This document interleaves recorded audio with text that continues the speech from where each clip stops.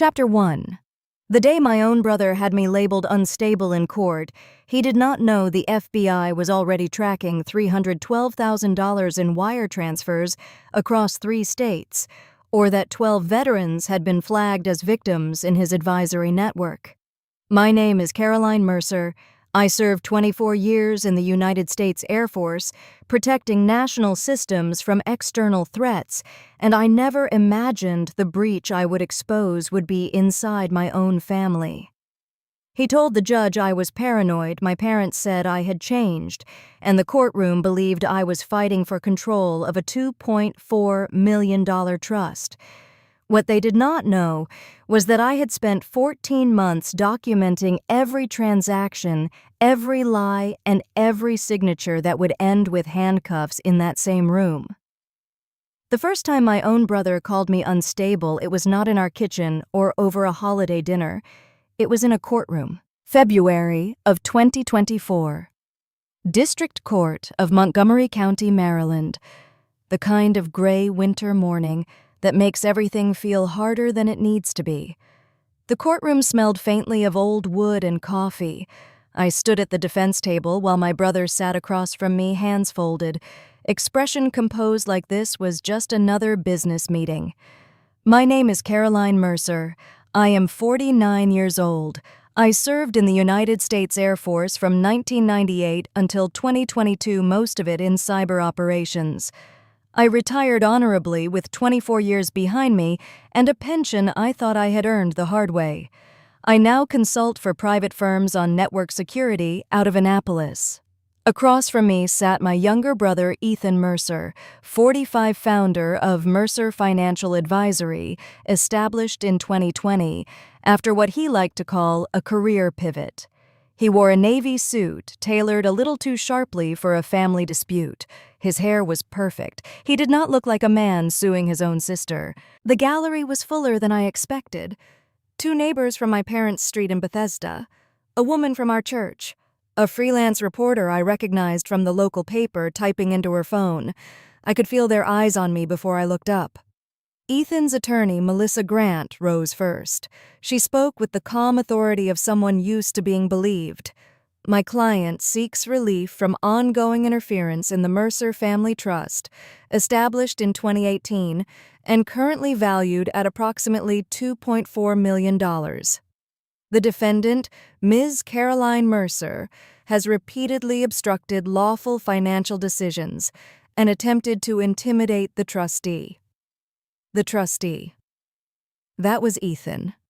She went on to explain that in 2021, after our father suffered a mild cardiac event, he executed a durable power of attorney, granting Ethan authority over certain financial matters. I watched the judge nod as she laid it out neat and orderly. Trust created in 2018. Father's health incident in June 2021. Power of attorney signed in July. Ethan stepping in to stabilize the family assets. Stabilize? Ms. Grant turned slightly toward me. She claimed I had demanded audits without cause, contacted third parties without authorization, and threatened to freeze trust accounts unless I was given control. She said I could not accept that my role in the family had changed. My role in the family. Ethan stood when it was his turn. He did not look at me at first. My sister has always believed she knows better than everyone else, he said. She came back from the military and decided that if she did not approve of something, it had to be wrong. She sees conspiracies where there are none. There it was. He finally glanced at me. Not angry, almost pitying. She thinks people are out to get her. A few soft murmurs rippled through the room. My mother sat behind him, hands clasped tightly in her lap. She is 74 now. My father, 77, leaned forward slightly, his face pale and thinner than it used to be. When the judge asked if he wished to add anything, he cleared his throat. Caroline changed after she retired, he said. She questions everything. We just want peace. Changed. That word hit harder than the rest. Melissa Grant picked up the thread smoothly. She suggested that my behavior might be influenced by stress related to my years of service. She did not say trauma outright, but she did not have to. The implication hung in the air: hypervigilance, distrust, inability to let go of control. I felt heat rise behind my eyes, not tears, just the familiar burn of anger I learned to control long ago. I did not move. I did not interrupt. This was a civil lawsuit regarding management of a family trust.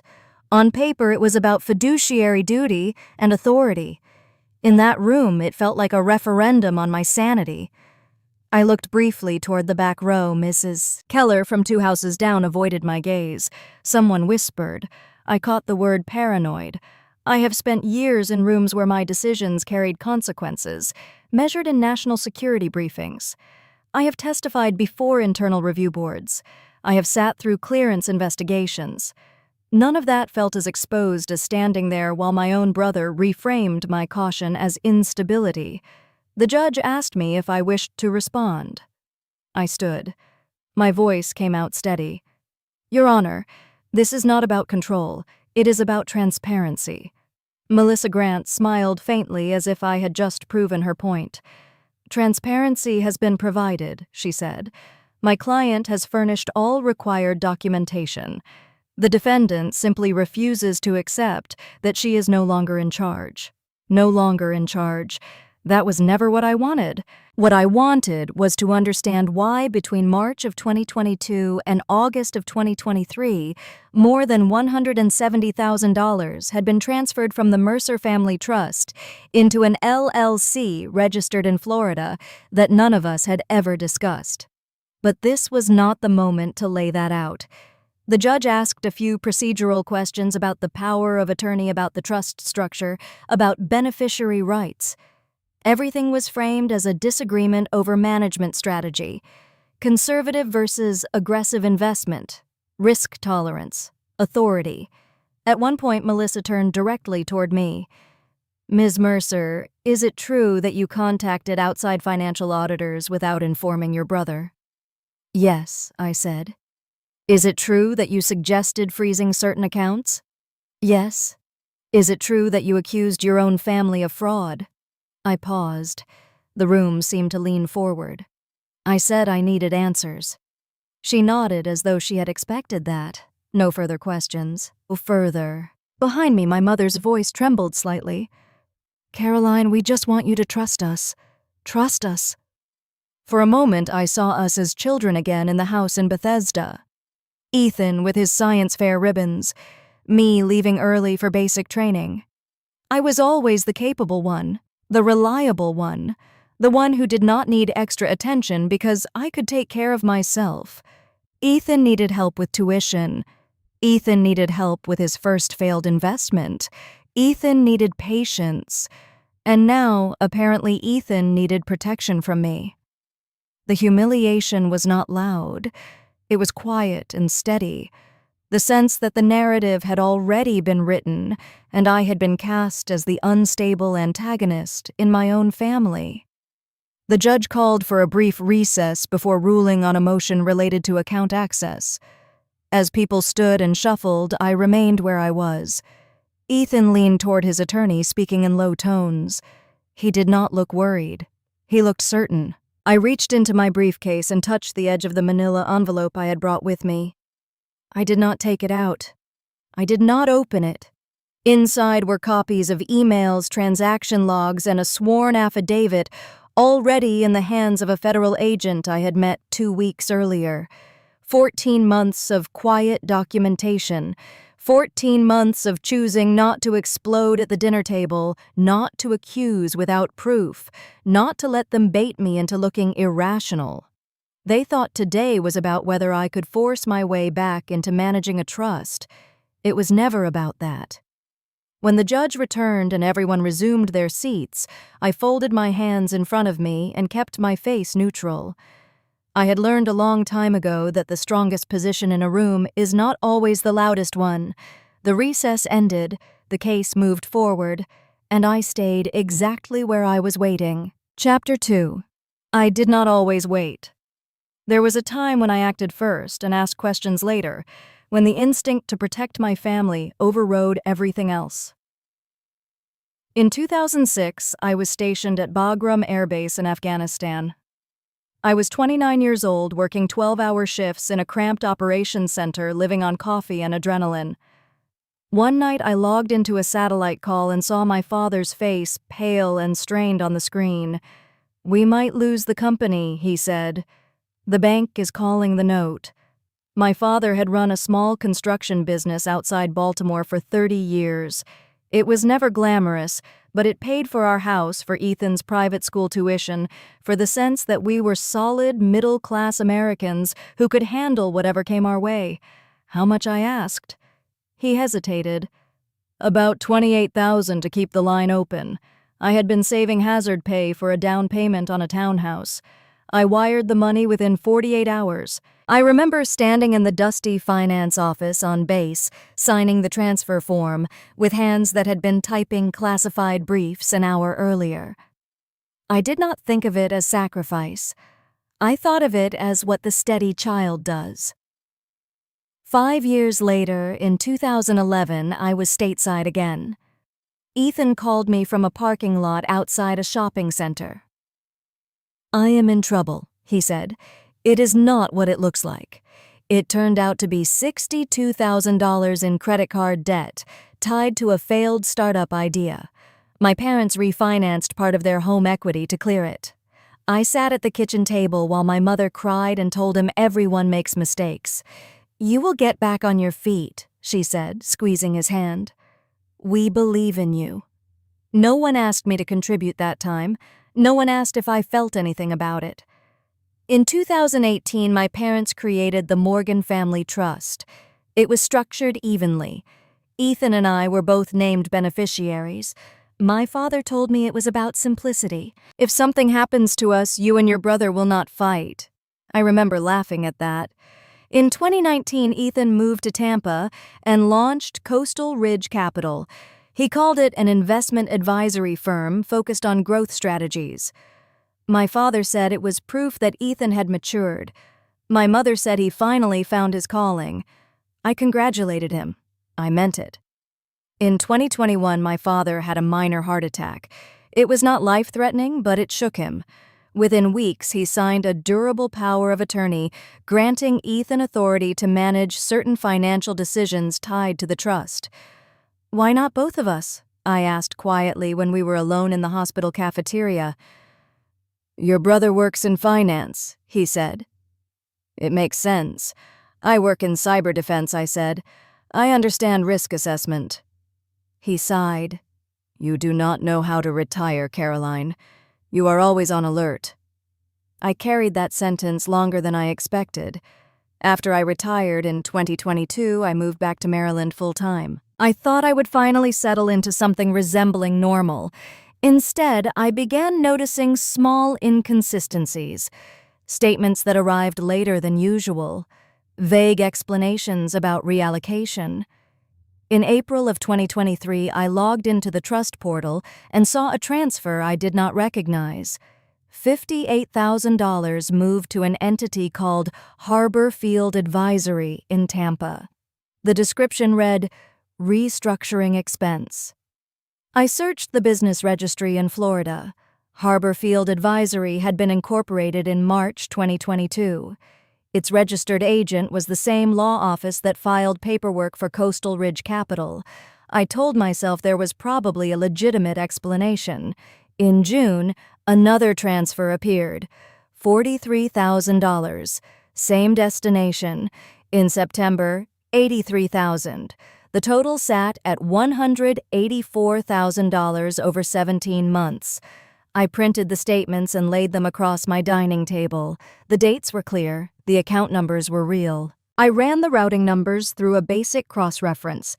They linked back to a network of small advisory firms clustered between Tampa and Dallas. Maybe I was reading too much into it. That thought bothered me more than the numbers. I drove to my parents' house in Bethesda one Sunday afternoon. My mother was in the kitchen cutting apples for a pie.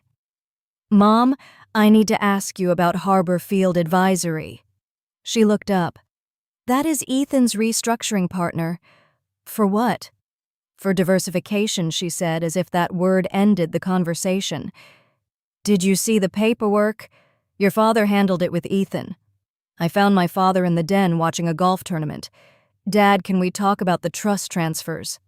He muted the television. Your brother is making adjustments. Markets are volatile. $184,000 is not an adjustment. He frowned. You are reading too much into statements again. I pulled out copies and placed them on the coffee table. Look at the dates. Look at the pattern. He did not touch the pages. Caroline, you have to stop assuming the worst. This is not Afghanistan. Not everything is a threat. That stung more than he intended. Later that evening, I called Ethan. I have some questions about Harborfield Advisory, I said. You always have questions, he replied. It is exhausting. Can you send me the operating agreement? Why do you need it? Because I am a beneficiary. You are reading too much into paperwork again, Caroline. It is standard restructuring. Then send me the documentation. There was a pause. You do not trust your own family, he said quietly. That is the problem. The problem, I thought, was that I did trust them. I trusted them enough to wire $28,000 from a war zone. I trusted them enough not to question $62,000 in debt. I trusted them enough to assume that even if they favored him, they would not hide things from me. That night, I sat at my desk and reread every email Ethan had sent since 2022. I noticed how often he used the word aggressive in describing investment strategy, how often he dismissed my concerns as overthinking. In November 2023, I sent him a detailed email outlining the transfers, the corporate filings, and the potential conflicts of interest. The response came 2 hours later.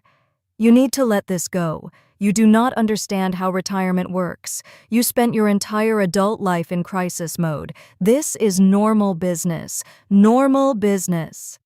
I stared at the words. For a moment, I wondered if he was right. I had spent decades evaluating worst-case scenarios. Maybe I was projecting that mindset onto routine financial management. I opened my laptop and cross-checked Harborfield Advisory against a federal database of flagged entities. Nothing obvious appeared. Still, the timing of the transfers bothered me. They coincided with capital calls from 2 smaller funds that Coastal Ridge Capital had recently recommended. In December, my mother called. Why are you harassing your brother about money? I am not harassing him. I am asking for documentation. He says you are threatening to freeze accounts. I said if I do not see transparency, I will pursue an audit. There was a long exhale on the other end of the line. Caleb needs this to succeed, she said. He is finally building something real. You always land on your feet. He does not. That sentence rearranged something inside me. You always land on your feet. I drove home from their house that night and replayed every conversation in my head. I tried to find the line where caution turned into control. I tried to see myself from their perspective. Maybe I was too rigid. Maybe retirement had left me restless. Maybe I was looking for a problem to solve. Then, in early January 2024, an unfamiliar number appeared on my phone. You should stop digging, the voice said. It would be better for everyone. Who is this? You are not the only one watching those accounts. The call ended. I did not sleep much that night. By morning, I had downloaded every statement from 2022 onward. I created a separate encrypted drive and copied the files. Dates, amounts, corporate filings, email threads. I labeled each folder carefully. I did not yet know what I would do with them. I only knew that if I questioned myself again, I wanted evidence to anchor me.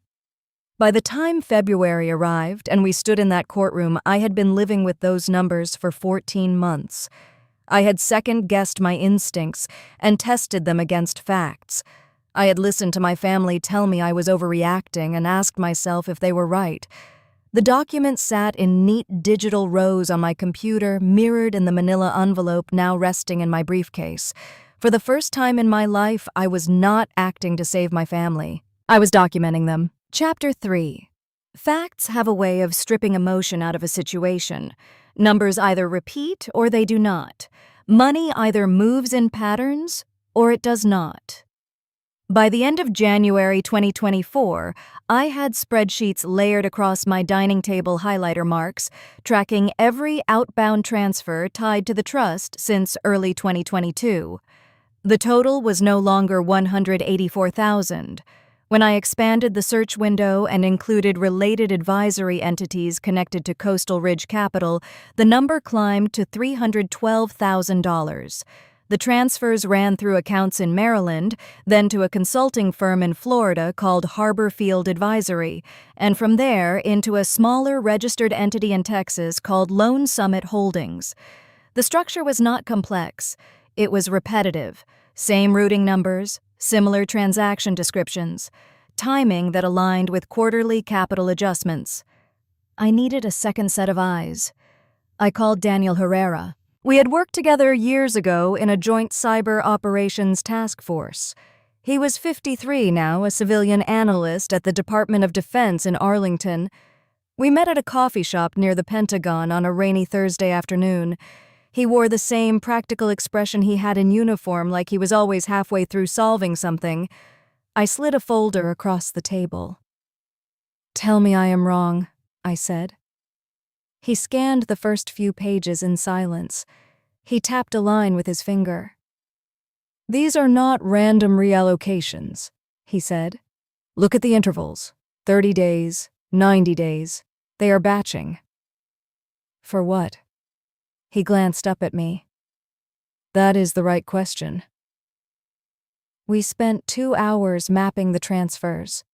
He cross-checked the corporate filings through public databases I had already pulled. The Texas entity shared a mailing address with a tax services office that had incorporated more than 100 shell companies in the last 3 years. "This is not clean," Daniel said finally. "It might not be catastrophic, but it is not clean." I felt something settle inside me, not relief, confirmation. "Could this trigger anything federally?" I asked. "If there is wire movement across state lines tied to misrepresentation, yes, but you would need intent. You would need victims." Victims. That word hung between us. 2 weeks later, Daniel called me back. "You need to see this," he said. He forwarded me a publicly filed complaint tied to an identity theft report in Northern Virginia. The complainant was a 57-year-old Army veteran named Thomas Caldwell. His Social Security number had been used to open an investment account in late 2022. The account had been linked briefly to Harbor Field Advisory before being closed. I drove to meet Thomas at a diner off Route 1. He arrived in a worn denim jacket posture, straight in a way that told me he had once stood in formation for years. "You Caroline Mercer?" he asked. "Yes." "You with the Air Force?" I nodded. He slid a folder across the booth. "They used my name," he said. "Opened something I never signed. I found out when my VA benefits got flagged." He had lost $19,600. More than that, his veterans' benefits had been suspended for 6 months while the discrepancy was investigated. "I spent 20 years paying into this system," he said. "Then I had to prove I was me." I asked him how he found out about Harbor Field Advisory. "It showed up on one of the transaction logs the bank gave me. Then it disappeared, like it never existed." I did not tell him my brother's name. I did not tell him about the trust. I only told him I was looking into related transfers. He looked at me for a long moment. "You think this is bigger than me?" "I do." When I walked out of that diner, the narrative shifted in my mind. This was no longer about favoritism or wounded pride. It was about a veteran losing access to benefits because someone saw his identity as an opportunity. I called Daniel that night. "It is not just internal mismanagement," I said. "There are names attached." He was quiet for a beat. "Then this crosses into federal territory." Escalation did not come all at once. It seeped into my daily life. A post appeared on Facebook from my cousin Megan. She shared a blurry courthouse photo and wrote that I was suing my elderly parents over money.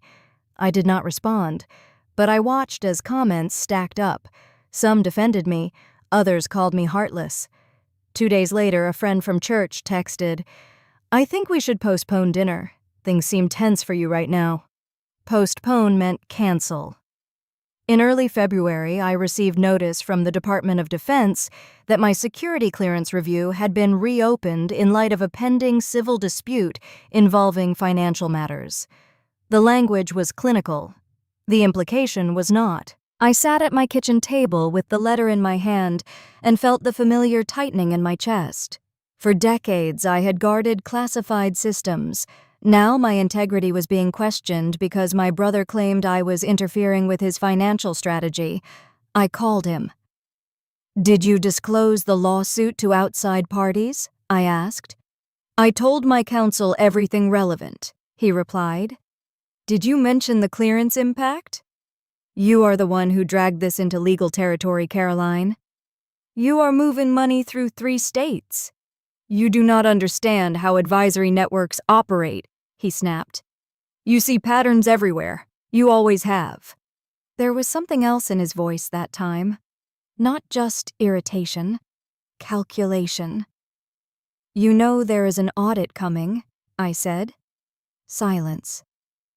"Internal reviews happen all the time," he said finally. "You think I am scared of paperwork? You should be scared of documentation." He exhaled sharply. "You would never go that far," he said. "Not with Mom and Dad in the middle." He believed that. He believed my loyalty would stop at the threshold of federal involvement. He did not know that threshold had already been crossed. In mid-February, Daniel arranged a meeting with Special Agent Rachel Morgan from the FBI Financial Crimes Unit. We met in a nondescript federal building outside Washington. She was composed, direct, and did not waste time. "We have been monitoring irregular transfers tied to Coastal Ridge Capital since July of last year," she said. "Your brother's firm came up in a broader review of multi-state advisory operations." "For how long?" I asked. "Approximately 6 months." "And you did not move?" "We need probable cause for arrest. Suspicion is not enough." I slid my folder across the table. "I have transaction logs from the family trust corporate registration overlaps and correspondence that contradicts disclosed purposes." She flipped through the pages methodically. "You understand," she said, "that once this moves forward, it does not stay in the family." I thought of my mother in the kitchen, my father in the den, the years of small rescues and quiet resentments. "I understand," I said. Agent Morgan leaned back in her chair. "If we can establish intent to defraud and link the identity theft case, this becomes a federal matter. We would need a sworn statement from you confirming access to the trust and the communications." There it was, the line. I drove home that evening with the weight of the decision pressing against my ribs. I parked in my driveway and sat in the dark for several minutes. I had spent most of my life protecting systems from external threats. This was different. This required naming someone inside my own family as the source of the breach. I went inside, opened my laptop, and reread Thomas Caldwell's complaint. I looked at the line that described his benefits being suspended. I thought about the humiliation in his voice when he said he had to prove he was himself. This was no longer a dispute over strategy. It was theft. The next morning, I returned to the federal building. Agent Morgan placed a printed affidavit in front of me. "Read it carefully," she said. "Once you sign, we proceed." I read every word. My name, my role as beneficiary, the timeline of transfers, the connection to Harbor Field Advisory and Lone Summit Holdings, the potential violation of federal statutes. My hand did not shake when I picked up the pen. I signed. The ink dried quickly. Agent Morgan collected the document and nodded once. "We will coordinate timing carefully," she said. "You do not discuss this with anyone." I understood. When I stepped back into the cold February air, I felt something shift inside me. Not anger, not relief, a recalibration. For years, I had been the dependable daughter, the rational sister, the one who absorbed impact so others did not have to. That instinct had guided me through deployments and family crises alike. This time, protecting the system meant exposing the breach. I walked to my car and closed the door gently, aware that the next time I entered a courtroom, it would not be to argue over paperwork. Chapter 4. 2 weeks later, I stepped back into that same courtroom, this time knowing exactly why I was there. The wood paneling looked the same. The seal of the state behind the bench had not moved, but something in the air felt tighter, as if the room itself sensed a shift it could not yet name. My brother sat at the plaintiff table again, shoulders squared, whispering to his attorney, Rachel Donovan. He looked confident, maybe irritated, not worried. My parents were in the same row behind him. My mother clasped her purse in both hands. My father kept adjusting his glasses. Judge Helen Cartwright entered and took her seat. "We are back on the Mercer matter," she said. "Counsel, you may proceed." Rachel Donovan rose smoothly. "Your Honor, as we established previously, my client has acted within the scope of his lawful authority under the family trust and the durable power of attorney executed in July of 2021. The defendant's actions have been disruptive, aggressive, and frankly irrational." She turned slightly toward me. "Ms. Mercer's background in military cyber operations has left her with a heightened sense of suspicion. She sees fraud where there is none. She is unable to relinquish control." A few heads in the gallery tilted. I heard someone shift in their seat. Rachel continued, "This is not about financial misconduct. It is about a woman who cannot accept that she no longer commands the situation." I felt my pulse in my throat, but I kept my breathing even. She stepped closer to the bench. "Your Honor, we have emails in which Ms. Mercer threatens to freeze trust accounts. We have testimony from her own parents expressing concern about her fixation." Judge Cartwright looked at me.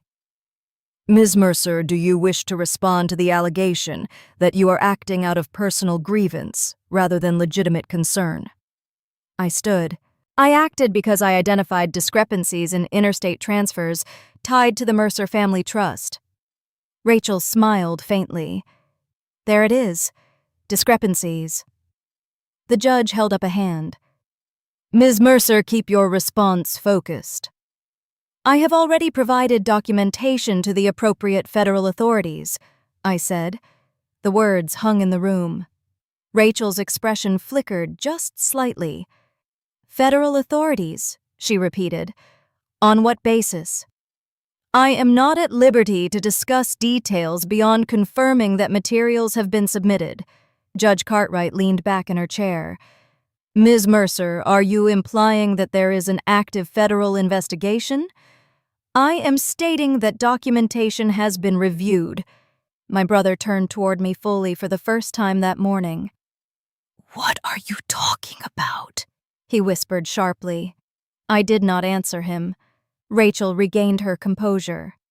"Your Honor, this appears to be another attempt to dramatize what is fundamentally a family dispute. If there were any legitimate criminal inquiry, we would have been notified." The judge extended her hand toward me. "You have documents with you today." "Yes, Your Honor." "Approach." I picked up the manila envelope from my briefcase and walked forward. My heels echoed on the courtroom floor louder than I expected. I handed the envelope to the clerk, who passed it to the judge. Judge Cartwright opened it slowly. Inside was a copy of my sworn affidavit and a summary of transaction logs already acknowledged by the FBI Financial Crimes Unit. She read in silence. The courtroom grew very still. Even the reporter in the back stopped typing. Seconds passed, then more. My brother shifted in his chair. "Your Honor." Rachel began carefully. "May we be apprised of the relevance?" Judge Cartwright looked up. "This court will take a brief recess," she said. "No one is to leave the courtroom." Her tone had changed. It was no longer patient. It was firm. A murmur rippled through the room. My mother leaned forward. "Caroline," she whispered, panic threading her voice. "What did you do?" I did not turn around. 2 uniformed officers entered first. Behind them walked a woman in a dark suit with a badge clipped to her belt. I recognized her immediately. Special Agent Rachel Morgan. She approached the bench and handed the judge a folder. They exchanged a few quiet words I could not hear. Then she turned toward the plaintiff table. "Daniel Mercer," she said clearly, "please stand." My brother froze. "What is this?" he said, half rising, half laughing. Agent Morgan's voice was steady. "You are under arrest pursuant to a federal warrant for violations of Title 18, United States Code Section 1343 Wire Fraud Section 1028 Identity Theft, and Section 371 Conspiracy." The words landed one by one. Wire fraud, identity theft, conspiracy. Rachel Donovan stepped forward. "This is highly irregular. We have not been served." "You are being served now," Agent Morgan replied. My brother's face drained of color. "This is insane," he said, looking at me. "What did you do?" I met his eyes. "I documented what you did." He shook his head. "You would not," he muttered. "Not with Mom and Dad." My mother began to cry softly. My father remained motionless, staring at the table in front of him. Agent Morgan continued. "The charges stem from a pattern of interstate wire transfers totaling approximately $312,000 misrepresentation of advisory activity and the unlawful use of personally identifiable information belonging to multiple individuals, including a United States Army veteran." The gallery erupted in whispers. Rachel Donovan tried again. "There must be a mistake. This is a civil trust matter." Agent Morgan did not look at her. "This is no longer confined to civil jurisdiction." One of the officers stepped forward and placed handcuffs around my brother's wrists. The metallic click echoed through the room. He flinched. "Caroline," he said, voice lower now. "Tell them." There was nothing to tell. The evidence spoke for itself. Judge Cartwright addressed the courtroom. "This session is adjourned pending coordination with federal authorities." She struck the gavel once. My mother covered her mouth with her hand. My father finally looked up at me. There was no anger in his eyes, only something I could not quite name. Shock, perhaps, or realization. As the officers guided my brother toward the exit, he resisted slightly. "I was fixing things," he insisted. "You never understood how this works." Agent Morgan's grip did not tighten, but it did not loosen either. "You can explain that in federal court," she said. The door at the side of the courtroom opened. The hallway beyond seemed brighter than the room we stood in. For a moment, everything slowed. I became aware of the texture of the bench under my fingers, the faint hum of the fluorescent lights, the rustle of papers being gathered by the clerk. I did not smile. I did not feel triumphant. What I felt was alignment. The facts had moved from my dining table into a public record. My brother glanced back once before disappearing through the door. "This is on you," he said. The door closed.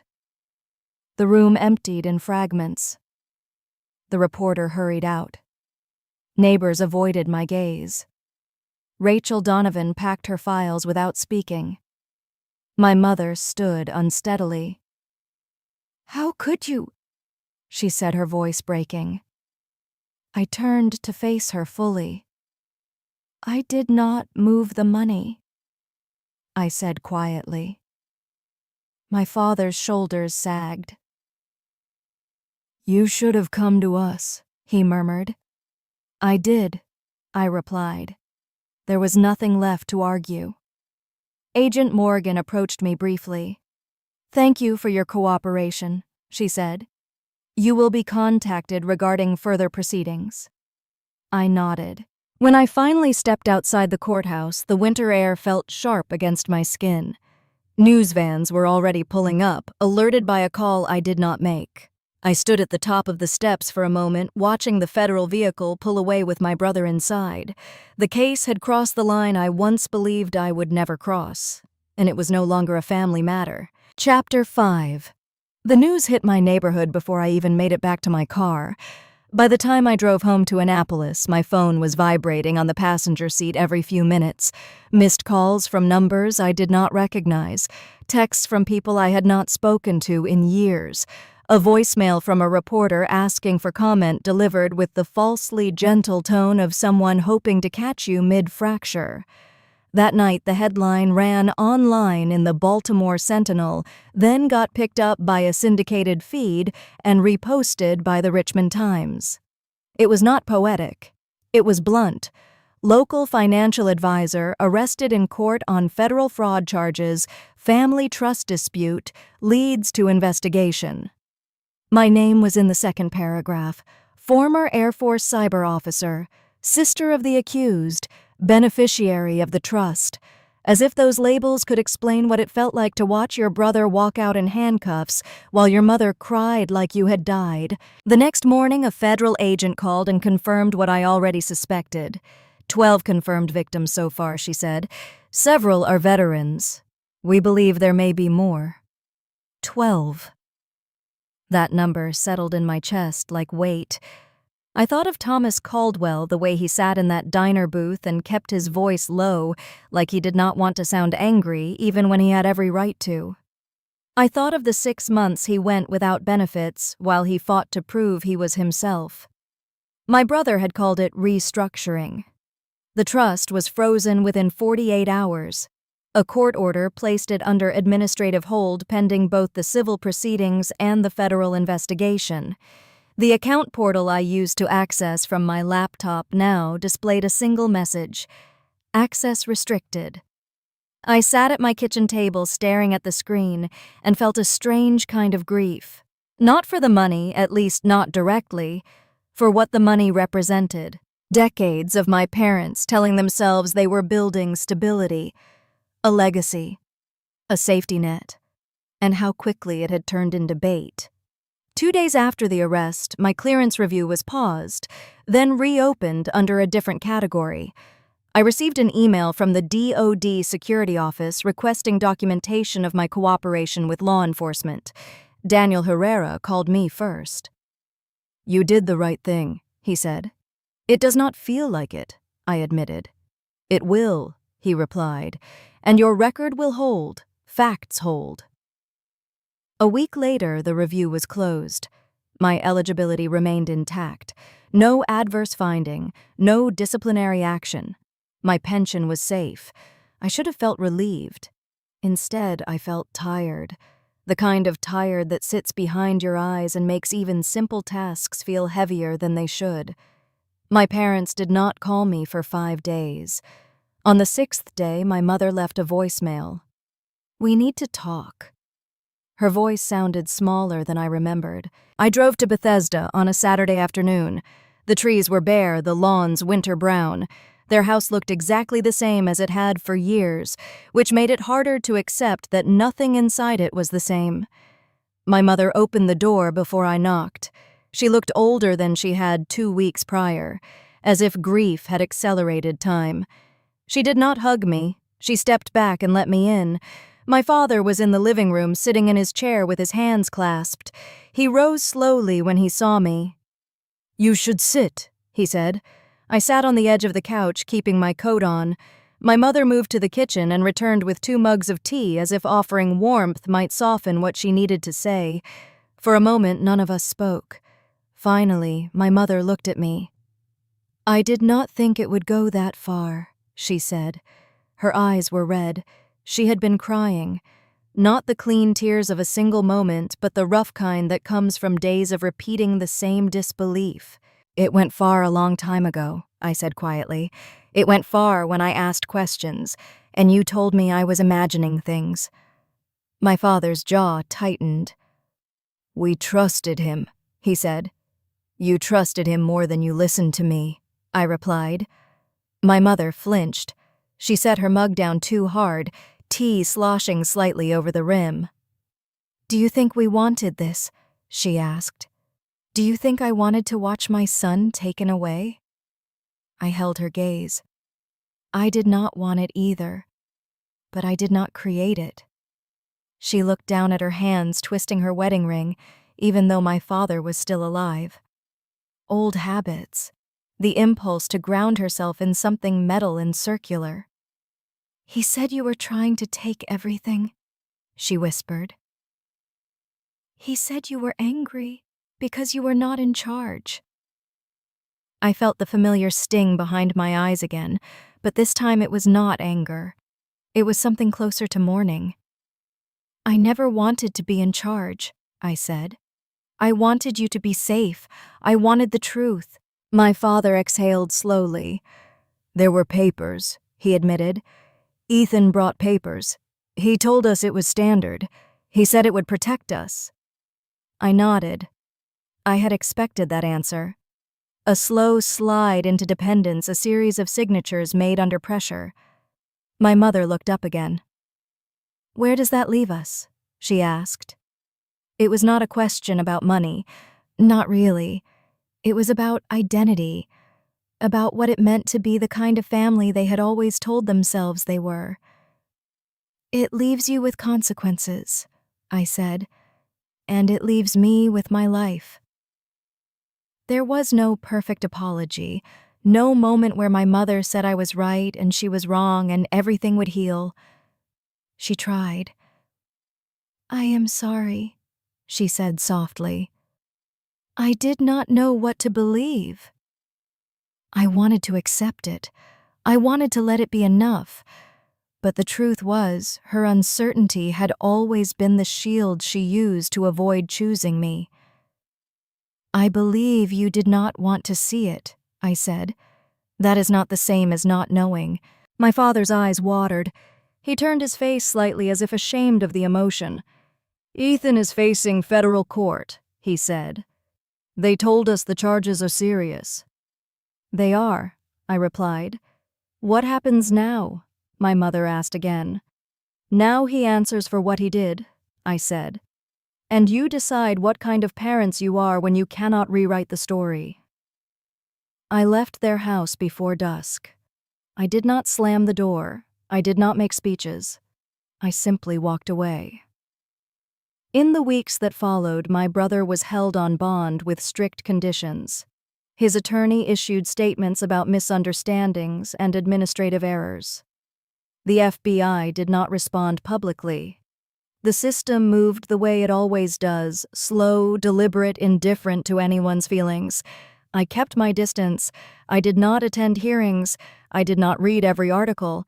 I focused on what I could control. In spring of 2025, I filed paperwork to establish the Mercer Integrity Project, a small nonprofit focused on identity protection for veterans and seniors. I partnered with a legal aid clinic in Baltimore and an advocacy group that already worked with the VA. I did not do it to look noble. I did it because I could not unsee Thomas Caldwell's face. I could not unhear the way he said he had to prove he was himself.